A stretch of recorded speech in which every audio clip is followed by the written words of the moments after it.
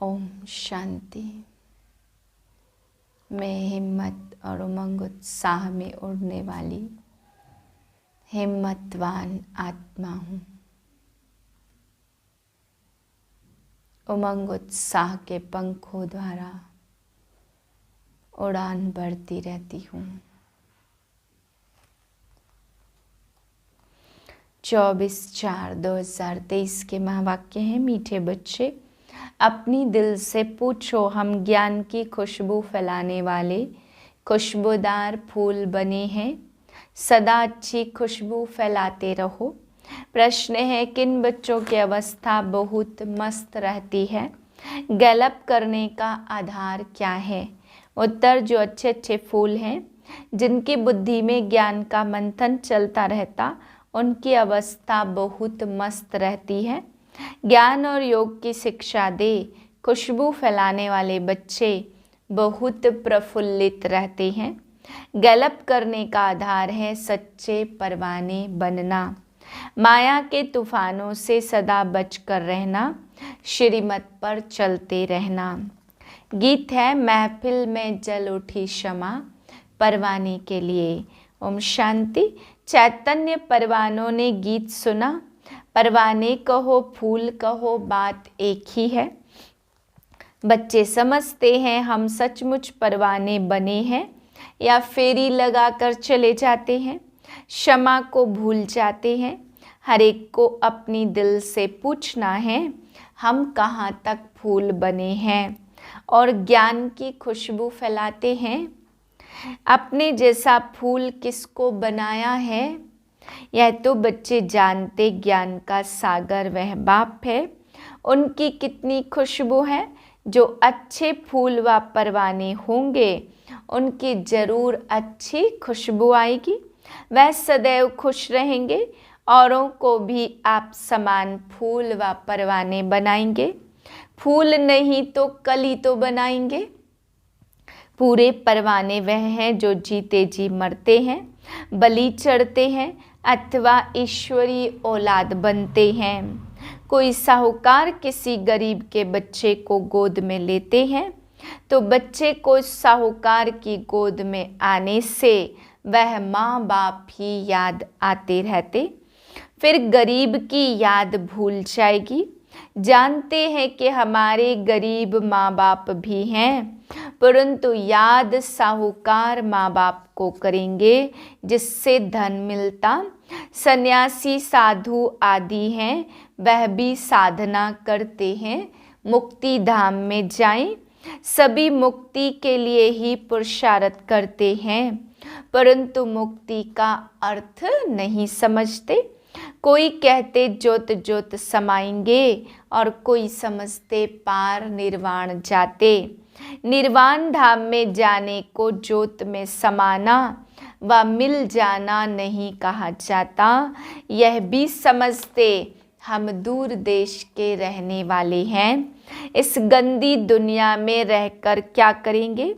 बच्चों को समझाया, जब कोई से मिलते हो तो समझाना है यह बना बनाया ड्रामा है। सतयुग, त्रेता, द्वापर, कलयुग, संगम युग। सतयुग के बाद त्रेता का भी संगम होता। वहाँ युग बदलता रहता, परंतु यहाँ कल्प बदलता। कलयुग का अंत होता। ऐसे कल्प के संगम पर मैं आता हूँ। परवानों में भी नंबरवार है। कोई तो जल मरते, कोई फेरी पहन चले जाते। श्रीमत पर चल नहीं सकते। अगर कहाँ श्रीमत पर नहीं चले तो फिर माया पछाड़ती रहेगी। श्रीमत का बहुत गायन है। बाप कहते, मैं आता ही तब हूँ जब देवता धर्म वाले खुद को हिंदू कहने लगते। यह कड़े ते कड़ी भूल है। भारतवासी जो देवता धर्म के पुजारी हैं, उन्होंने पूछो तुम किस धर्म के हो, तो कहते हिंदू धर्म के। जो खुद मालिक थे वह खुद को ही भूल जाते। यह एक ही बाप है जो आकर दुखधाम से निकाल सुखधाम का मालिक बनाते। तुम कहेंगे अभी हम नरक के मालिक हैं, दुनिया को तमो प्रधान तो बनना ही है। सब पतित हैं तब तो पावन के आगे जाकर नमस्ते करते। मनुष्य सन्यासियों आदि को गुरु बनाते क्योंकि वह पावन है।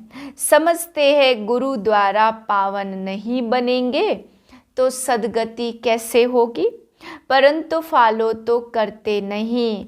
गुरु लोग फिर उनको कहते भी नहीं कि तुम फॉलो कहाँ करते हो, पवित्र कहाँ बनते हो।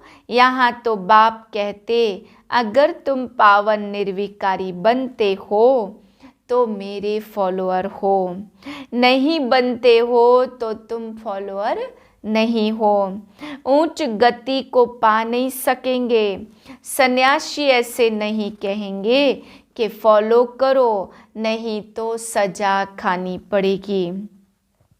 यह बाप कहते श्रीमत पर चलो, नहीं तो बहुत त्राही त्राही करना पड़ेगा। वह तो समझते आत्मा निर्लेप है, परंतु नहीं, आत्मा ही सुख दुख देखती है। यह कोई भी समझते नहीं। बाबा बार बार समझाते बच्चे मंजिल बहुत भारी है, इस समय तुम पुरुषार्थ करते हो जबकि दुखी हो। तुम जानते हो सतयुग में हम बहुत सुखी रहेंगे। हम सुख में कैसे आए, कितने जन्म लेंगे, कुछ भी नहीं जानते। अभी तुम जानते हो कि ऊंच कौन ठहरे। तुम ईश्वरी औलाद हो, परंतु नंबरवार।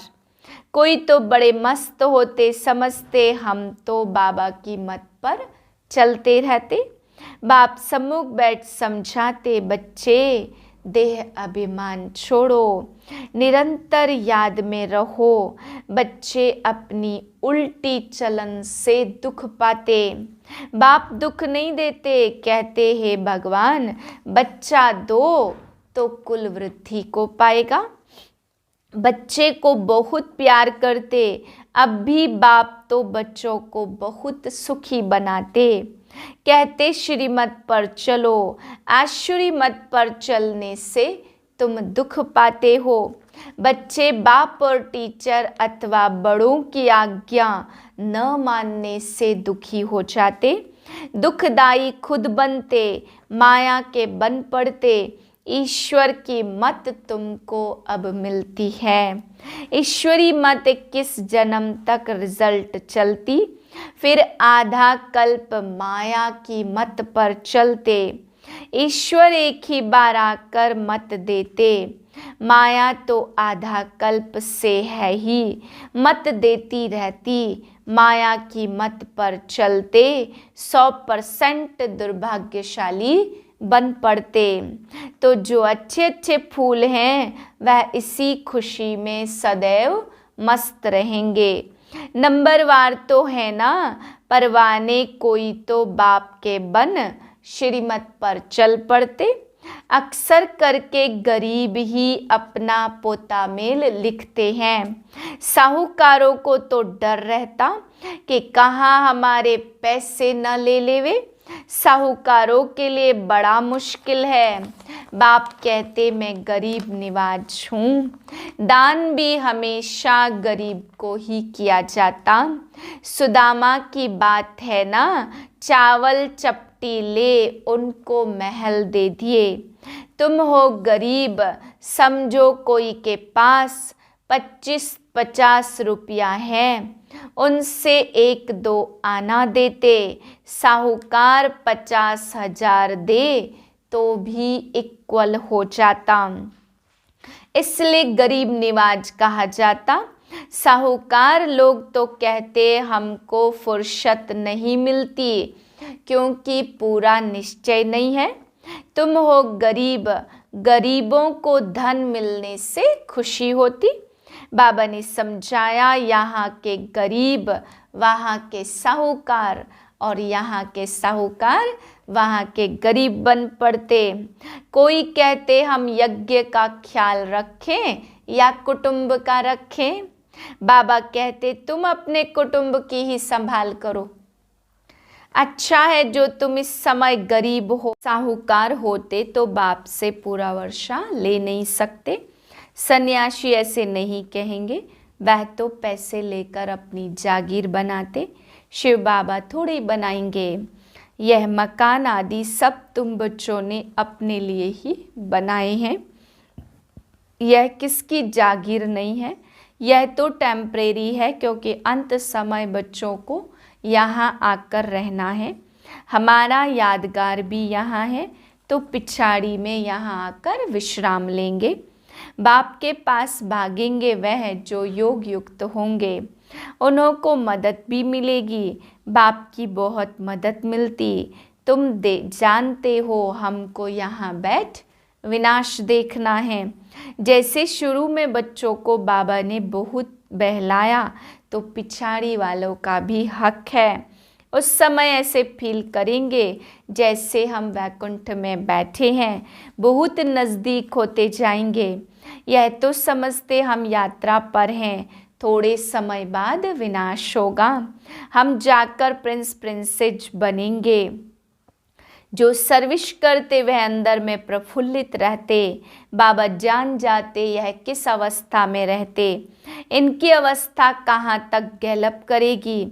गैलप उनकी अवस्था करेगी जो परवाना बन चुका होगा।